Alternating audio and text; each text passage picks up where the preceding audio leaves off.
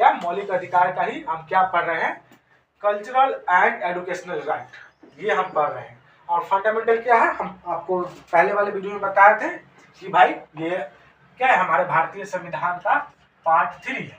और उसमें क्या है, उसमें आर्टिकल 12 से लेकर जो आर्टिकल 12 से लेकर 35 तक है। कहाँ से कहाँ तक है, आर्टिकल 12 से लेकर 35 तक, जो कि हम बता चुके हैं इससे पहले वाले वीडियो में। ठीक है, अब हमको बात ये करना है मतलब फंडामेंटल राइट, मौलिक अधिकार। हम मौलिक अधिकार ही पढ़ रहे हैं ना भाई, हाँ मौलिक अधिकार पढ़ रहे हैं। और उसमें हम लोगों ने बहुत सारे अधिकार पढ़े, जैसे right to freedom, right to equality, right to exploitation, बहुत सारे राइट पढ़े। और उसमें से ये राइट आता है एक और सा है जो क्या है, कल्चरल एंड एजुकेशनल राइट। इसके बारे में भी आपको इससे पिछले वाले वीडियो में थोड़ा सा हिंट दिए है, जिसमें हम आर्टिकल 29 जो आर्टिकल 29 है, इसको हम डिस्कस कर चुके थे। क्या था इसमें, अल्पसंख्यकों के हितों की कुछ मतलब मापदंड थे कि भाई माइनॉरिटी कौन होगा, कैसे होगा, उसका डिफिनीशन देखे थे।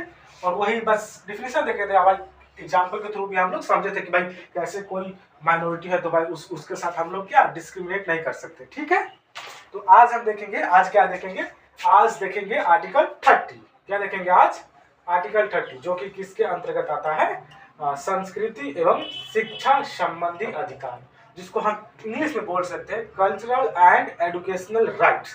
क्या बोल सकते हैं, cultural and educational rights. Okay, तो इसमें हमको पढ़ना है क्योंकि हम लोग आर्टिकल 29 देख चुके हैं, तो आज देखेंगे आर्टिकल 30। ठीक है, आर्टिकल 30 देखेंगे। अब आर्टिकल 30 क्या बोलता है, तो आइए हम देखते हैं। आर्टिकल 30 बोलता है, उसका अगर हम देखें कि भाई संविधान में क्या लिखा आर्टिकल 30 के बारे में, तो उसमें लिखा है भाई राइट ऑफ माइनॉरिटीज। मतलब आर्टिकल 29 में भी देखिए कि भाई माइनॉरिटी की चर्चा हुई है, लेकिन आर्टिकल 30 में भी है कि भाई क्या लिखा है, right of minority to establish. To establish, अब क्या एस्टैब्लिश करना है, to establish and administer educational institution, क्या है, establish and administers educational institution establishment करना। तो इसका सिंपल सा मतलब है कि भाई अल्पसंख्यकों के लिए जो शिक्षा संस्थान होता है वो मतलब खोल सकता है। इसका सिंपल सा बोल सकते हैं भाई अल्पसंख्यकों के लिए शिक्षा संरक्षण, मतलब वही शिक्षा संरक्षण है। अब भाई अल्पसंख्यकों के लिए शिक्षा संरक्षण क्या है, अब इसके बारे में हम लोग देखते हैं।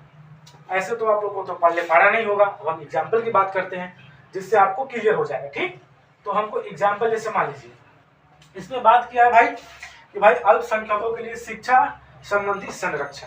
आप जैसे मान लीजिए, आप लोग जैसे पढ़ते होंगे आज